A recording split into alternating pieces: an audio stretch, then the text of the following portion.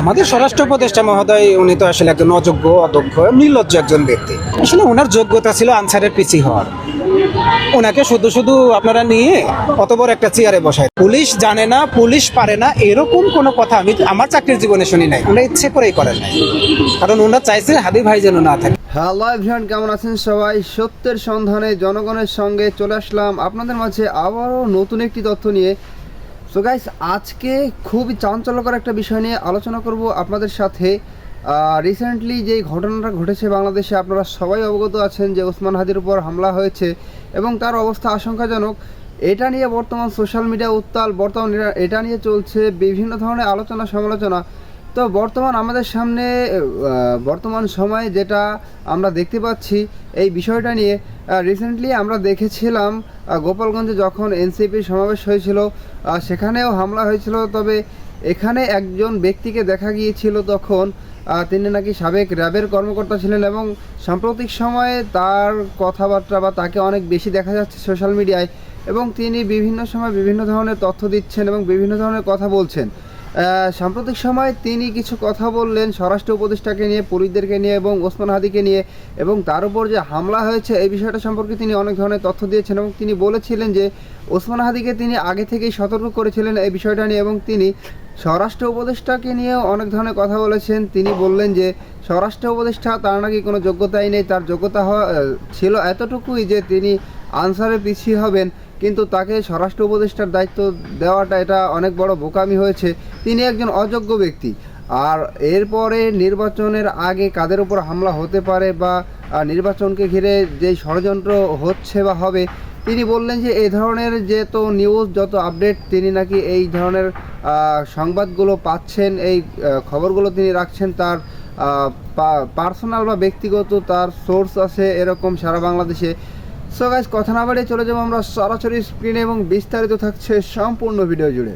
Police জানে না, police পারে না, এরকম কোনো কথা আমি আমার চাকরির জীবনে শুনি নাই। ওনারা ইচ্ছে করেই করেন নাই, কারণ ওনারা চাইছে হাদি ভাই যেন না থাকে। নির্বাচন বানচালের কি কি ষড়যন্ত্র হতে পারে এই বিষয়ের তথ্য আছে, কাকে কাকে টার্গেট করা হতে পারে এই বিষয়ের তথ্যগুলো আছে।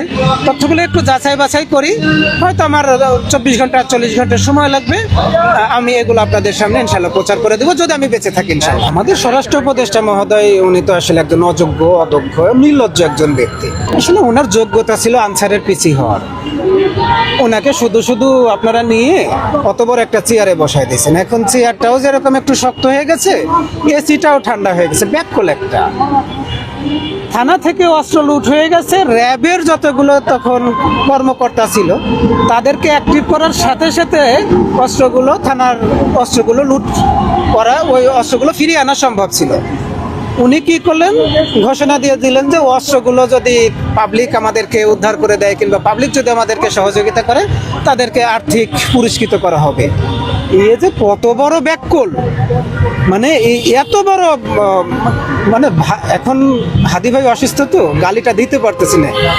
মানে এই যে কাউকে ধরার জন্যে কেন ঢাকা শহর থেকে একজন কিলার কেন বেরোয় গেল, আপনি আমাকে এই কথাটা আগে বলেন। তাকে ধরার জন্য পুরস্কার ঘোষণা কেন করতে হবে?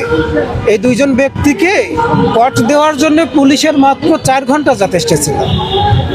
সিসি ফুটেজ সংগ্রহ করতে যেভাবে দেরি করা হলো, হাদি ভাইয়ের কালচারাল অফিসের ফুটেজটা সংগ্রহ করতে যেভাবে দেরি করা হলো, আমাকে তো কাল সারা রাত ঘুমাইতেই দেয় নাই, ভাই আমাকে একটু সহযোগিতা করেন, এটা কিভাবে করা যায়। আসলে ওনারা করতে পারতেন, ওনারা ইচ্ছে করেই করেন নাই, কারণ ওনারা চাইছে হাদি ভাই যেন না থাকে। হাদি ভাই থাকলে সামনের নির্বাচনে শক্ত একটা প্রতিদ্বন্দ্বিতা হবে। হাদি ভাই যদি থাকে সামনের নির্বাচন পর্যন্ত জুলাই বেঁচে থাকবে। হাদি ভাই যদি বেঁচে থাকে জুলাইয়ের কণ্ঠস্বরগুলো কখনোই ভয় পাবে না। এটা জানার পরেই হাদি ভাইকে মারার সুযোগ করে দেওয়া হয়েছে। পুলিশ জানে না, পুলিশ পারে না, এরকম কোনো কথা আমি আমার চাকরির জীবনে শুনি নাই। আপনারা শুনছেন কেন আমি জানি না। বেশ কিছু তথ্য আছে যে তথ্যগুলোকে আসলে আমি যাচাই বাছাই করতেছি। যাচাই বাছাই না করলে কি হবে, তথ্য বিভ্রাট হয়ে যাবে। অনেকে আমাকে বিশ্বাস করে, বিশেষ করে গোপালগঞ্জের ওই ঘটনার পর থেকে অনেকে আমাকে বিশ্বাস করে যে আমার কাছে বেশ কিছু নিউজ থাকে যেগুলো একেবারে অ্যাকুরেট। হ্যাঁ, এই জন্য আপনাদের কাছ থেকে একটু সময় নিয়ে নিচ্ছি। আমার কাছে নির্বাচন বানচালের কি কি ষড়যন্ত্র হতে পারে এই বিষয়ের তথ্য আছে, কাকে কাকে টার্গেট করা হতে পারে এই বিষয়ের তথ্যগুলো আছে। তথ্যগুলো একটু যাচাই বাছাই করি, হয়তো আমার 24 ঘন্টা 48 ঘন্টা সময় লাগবে। আমি এগুলো আপনাদের সামনে ইনশাল্লাহ প্রচার করে দেবো, যদি আমি বেঁচে থাকি ইনশাল্লাহ। এই পরিকল্পনাটা করা হয়েছিল আরো 1 বছর আগে। যারা বাংলাদেশ থেকে ছাত্রলীগ, যুবলীগের, আওয়ামী লীগের যারা ভারতে গিয়েছিল, তারা বুঝতে পারছিল যে শেখ হাসিনার চট করে ঢুকে যেতে পারবে না। এরা যতদিন এখানে থাকবে, ভারত সরকারের উপর একটা প্রভাব পড়বে, তাদের উপর প্রেশার আসবে শেখ হাসিনাকে বের করে দেওয়ার জন্য। আর শেখ হাসিনা আন্তর্জাতিকভাবে এমনভাবে মারা খাইছে ডক্টর মোহাম্মদ ইউনূসের মেধার কাছে, যে উনি আন্তর্জাতিকভাবে কোথাও আর পা দাঁড় করাইতে পারবে না, শক্ত হয়ে দাঁড়াতে পারবে না। এই জন্য তাদেরকে কলকাতার সল্ট লেকের একটা বিল্ডিংয়ে প্রশিক্ষণ দেওয়া হয়েছে, সেটা প্রায় 6 মাস। আর এর পরিমাণ কিন্তু একেবারে কম না, 25,000-এর উপরে। তারা এখনের এই সময়ে নির্বাচনের 15 দিন আগে থেকেই তারা বাংলাদেশে ঢোকা শুরু করছে বেনাপোলের সীমান্ত দিয়ে, এবং তারা এখন পর্যন্ত গোপালগঞ্জের সাবেক ডিআইজি মিজানুর রহমান, যাকে খুলনার ভূমিদস্যু বলা হতো, ওনার একটা রাইস মিল আছে, সেটা হচ্ছে টুঙ্গিপাড়াতে। ওনার রাইস মিলে রাত্র যাপন করে। রাইস মিলের পিছনে একটা ঘের আছে, ওখানে তারা তাদের প্রশিক্ষণগুলো রিপিট করে। ভারতেও না, এরা আওয়ামী লীগ ছাত্রলীগেরই, কিন্তু ভারতে বসে প্রশিক্ষণ দেওয়া হয়েছে। আর আমি প্রতিজ্ঞা করেছি যে জুলাইয়ের যারা আছে, জুলাইকে যারা ধারণ করে, তাদের পাহারাদার হতে আগামী দিনে নির্বাচনের যেসব গণহত্যা হওয়ার সম্ভাবনা আছে, এই মানুষগুলোর পাহারাদার হবে। আসলে আপনি এই তথ্যগুলো কিভাবে জানতে পারছেন? সারা বাংলাদেশে আমার সোর্স আছে। আমি চাকরি করেছি তো দীর্ঘ 14-15 বছর, পুলিশের চাকরি করেছি। তো এই চাকরি না, শেখ হাসিনার সময় এবং বেনজিরের সময় পুলিশ কিন্তু খুব চাঙ্গা ছিল।